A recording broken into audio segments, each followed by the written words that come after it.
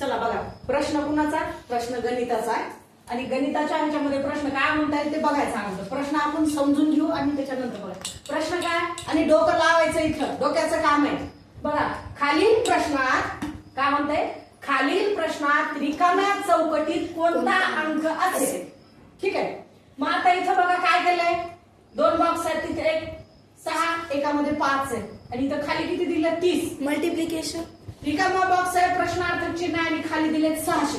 मग आता इथं तो काय झाला असेल, मग ह्या दोघांमध्ये काय झालं म्हणजे 30 येईल. कुठली क्रिया होईल? गुणाकाराची होईल, भागाकाराची होईल, बेरजेची होईल, वजाबाकीची होईल. डिवाइड. काय होईल? गुणाकार होईल. बरं ठीक आहे, चला गुणाकार झाला. ह्या दोघांचा काय झाला इथं? गुणाकार झाला. मग गुणाकार किती आला? 6 आणि 5 चा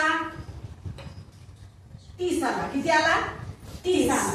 मग आता 30 सोबत कुठली क्रिया व्हावं लागेल, कुठली संख्या अशी यावं लागेल ज्या दोघांचा गुणाकार. मग आता काय इथं गुणाकार झालाय, मग आता दुसऱ्याही याच्यामध्ये काय झालं पाहिजे? गुणाकारच झाला पाहिजे. ठीक आहे, मग चला काय क्रिया येईल आता? काय व्हायची? गुणाकार व्हायला. मग इथं कोणती संख्या असेल ज्यांचा गुणाकार 600 येईल? 10 नाही येणार ना? 5. नहीं, सोचो सोचो क्या वांक है, बताओ बताओ जल्दी बताओ. अरे डोक से लावा की. चला चला चला लवकर लवकर लवकर. 20. किती? 20. ठीक आहे, चला मग बघू आपण. 20 घेतल्यानंतर येते का उत्तर बघायचं का? बघा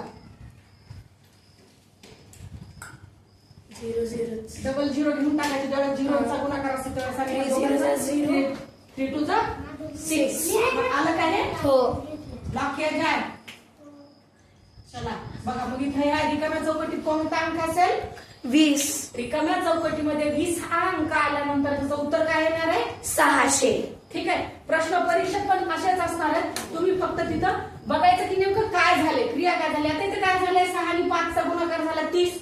मग आपल्याला इथं त्यांनी उत्तर दिले, किती दिले? 600. मग आता इथं गुणाकार व्हायला हे आपल्याला कळालं. मग 30 सोबत अशी कुठली संख्या येईल ज्यांचा गुणाकार 600 होतो? मग आपल्याला कळतंय लगेच, 3 2 6 आणि हे 2 शून्य असेल तसे 600. ठीक आहे,